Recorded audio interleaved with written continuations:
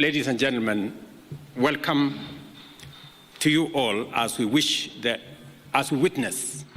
the handover of assets that were corruptly acquired now being returned to public entities and county governments. This event marks a significant milestone in our nation's fight against corruption. The efforts made and the progress achieved in promoting good governance are undeniable and highly commendable.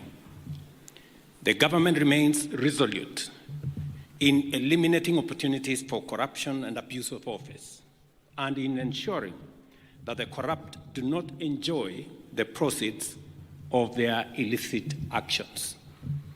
I recognize that good governance is a key factor in the success of the bottom-up economic transformation agenda. Governance is crucial for fostering an environment conducive to socio-economic transformation. To realize our aspirations, we must all strengthen our commitment to the rule of law, enhance access to justice, promote national values and principles of governance, and protect fundamental rights and freedoms. Enforcing zero tolerance to corruption is essential for the attainment of all these goals. To achieve this, the government is committed to further strengthen our anti-corruption institutional framework. In this regard, the enhanced implementation of the National Ethics and Anti-Corruption Policy, Sessional Paper Number 2 of 2018, is critical. Our aim is to significantly reduce the severity of corruption and the prevalence of unethical practices by providing a comprehensive framework to promote integrity and combat corruption in a sustainable manner. And that is why I believe in building the institutional capacity of EACC to forestall corruption before it happens and to deal with the challenges of corruption in a manner that is a whole-of-institution approach. I acknowledge the notable milestones achieved by the EACC in the fight against corruption, particularly through the recovery of corruptly acquired assets and unexplained wealth. Such successes play a vital role in deterring corruption by demonstrating that in the end, corruption is not worth the trouble, as the corrupt ultimately lose everything they have taken from the people. I therefore commend the EACC for recovering assets valued at approximately 28 billion over the last 5 years, including both cash, movable, and immovable assets. The EACC has also effectively intervened to prevent the loss of public funds amounting to an estimated 41 billion by deploying various strategies to disrupt corrupt networks. Additionally, I am encouraged that the EACC is pursuing the forfeiture of unexplained wealth valued at Kenya shillings 59 billion through ongoing court proceedings against individuals whose assets and interests significantly exceed their non-legitimate sources of income. And I want to encourage EACC to expedite and also ask the judiciary to expedite these processes so that public resources and public assets can be recovered. As we witness the handover of public assets recovered by the EACC on behalf of various public institutions, I urge the beneficiaries to establish robust mechanisms to protect these assets and prevent further illegal acquisition. The recovered land is located in various parts of the country, including Nairobi, Kisii, Nakuru, Bungoma, Kakamega, Uasin Gishu, and Kisii counties. I would like to take this opportunity to express my profound gratitude for the ongoing development of affordable housing in Nairobi city's industrial area off Enterprise Road. This development is taking place on land recovered by the EACC, and the beneficiaries will be many Kenyans who deserve economic inclusion. This land, measuring 21 hectares had been unlawfully taken from the Meteorological Department by private individuals. The recovery of such assets reaffirms Kenya's commitment to upholding the Constitution and fulfilling its obligation as a member of the international community under the United Nations Convention Against Corruption. Ladies and gentlemen, corruption is a serious threat to our nation. It undermines service delivery, weakens public policy, compromises the public interest, and erodes our institutions, depriving the government of capacity to secure the country and deliver development. Corruption endangers all of us, both individually and collectively. As I have previously committed, we are working on a series of amendments to present to Parliament aimed at promoting accountable leadership and integrity in governance. Among these is the proposal to the Evidence Act and the Criminal Procedure Code, along with other relevant legislative updates to statutes concerning corruption. These amendments will expedite the investigation and prosecution of corruption and economic crimes, ensuring that such cases are concluded within 6 months. I made this commitment, and the Attorney General is seized with the necessary work that will go into us engaging Parliament on the amendments to achieve this aim. Additionally, we will propose amendments to the Witness Protection Act to revamp the statutory and institutional framework for protecting and incentivizing whistleblowers. These changes will enhance witness protection and make it easier and safer for citizens to report corruption and other criminal activities. We will also be proposing amendments to the Public Finance Management Act and the Public Procurement and Disposal Act. The goal here is to overhaul the institutional and operational framework of public procurement, which is the biggest challenge that we have.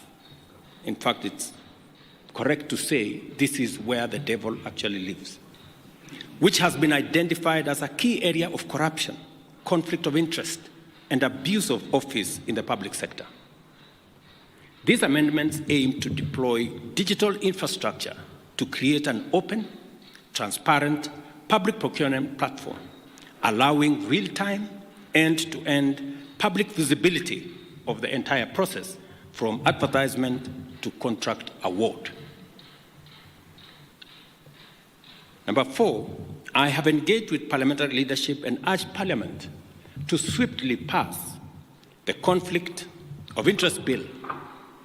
I am told there is a mediation process that is going on in Parliament, but I have told them with clarity that I will veto any bill that does not establish a high standard of accountability, integrity, and anti-corruption measures, and I will fully exercise my powers under Article 115 of the Constitution to ensure that the bill meets the rigorous standards set out in the original draft bill.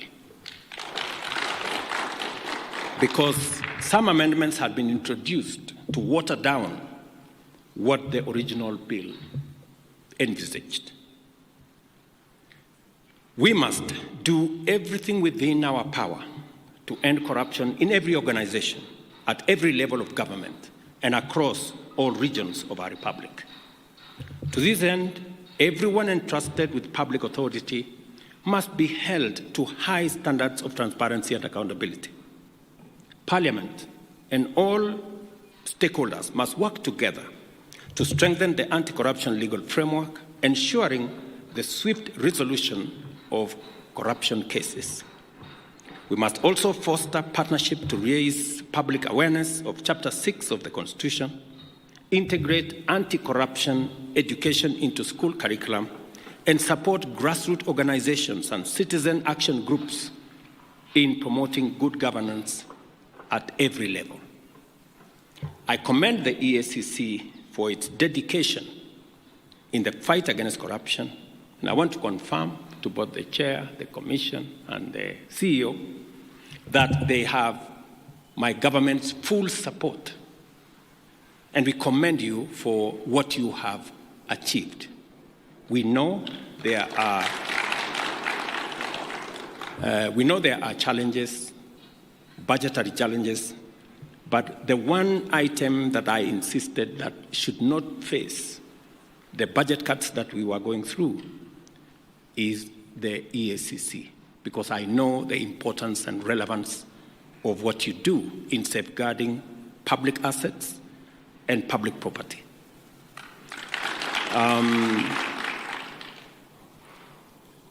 On a positive side, the officers that move from EACC to join other government agencies is actually a testimony that you have some of the best, and that is why others come for them. Continue to train high-quality staff, even if you lose some of them to other government agencies, because the fight against corruption must not only be limited to EACC, it must be an exercise of the whole of government, that we manage, deal, and eliminate corruption in its forms, all forms. Let me also assure you that I have heard what the CEO has said passionately about staff at the EACC and what needs to happen. We will continue to look at the frameworks that exist, the salaries and commission is seized with all these matters, and we must continue to respect the salaries commission, because they help us manage the resources that we have within the exigencies of all the requirements that come from all departments. But taking into account what the CEO has said and what EACC is doing in protecting public property, I think it's an engagement worth having with the Salaries Commission. So we will look at the opportunities available, and as we turn around our economy, and I'm very happy with the progress that we have made, we should be able to make additional resources available for EACC to continue the good job that they are doing. I also want to state categorically that the other measures that we have proposed from the Evidence Act to Witness Protection Act to Public Procurement Act, these are time-bound, and I want to ask the Office of the Attorney General to expedite these pieces of legislation so that we can strengthen our legal framework in the fight against corruption and protect public property. I am a great believer in building these institutions and allowing the institutions to execute their mandate. The chairman here will tell you who was my pastor before he retired, that I have never called him to tell him anything about what he is supposed to do with the corrupt, because I am a great believer that institutions should deal with their issues and manage the mandate that they have and deal with any matter, anybody, every person in the manner in which the law provides. Because at the bottom of the line is that we are a country of the rule of law, and each and every one of us must subject themselves to the rule of law. Otherwise, if we have different rules for different people, we will end up with the animal farm. And I don't think that is where we want to take our country. And so my ask also of our judiciary is to expedite the corruption cases, and indeed every other matter in court, in a manner that gives the country the opportunity to move forward, to make decisions, to recover what we can recover, and to allow the country to move forward. I know the judiciary have also indicated to me the budgetary challenges that they have. And I think it's the case with all our other institutions. And it is a bigger statement as to what we need to do as Kenyans on how to make sure that we use the resources we have in a very prudent manner, and we also find ways and means of ensuring that we have sufficient resources and we account for them. Whatever taxes Kenyans pay, we must account for them so that we can have the opportunity to grow the pie for us to be able to meet all the expenses and all the budgetary allocations that are being requested of us from different institutions. I also wish to say that we should have a whole of government approach when we are discussing resources. And we must all be alive to the fact that resources are raised. And so we must all contribute to making sure that we have the requisite resources to be able to meet all the needs and the requirements of all the institutions that support our governance structure and provide the resources for the development of our country. I am very confident that working together between the judiciary, the legislature, and the executive, as we have undertaken, we should be able to move the country pretty fast into the next level. So again, I commend EACC, and I want to assure them that we will continue to undertake necessary reforms to strengthen oversight institutions and improve service delivery to all the people of Kenya. And I'm asking all arms of government to work together in concert to make sure that we not only raise the resources that are necessary for us to run the affairs of our nation, but resources raised must also be protected by all of us, making sure that we account for every tax that is paid for by the people of Kenya, and those who corruptly acquire them are made to pay, and assets and properties and resources recovered in the manner in which EACC have done. So thank you very much. My very best wishes. And again to EACC, congratulations.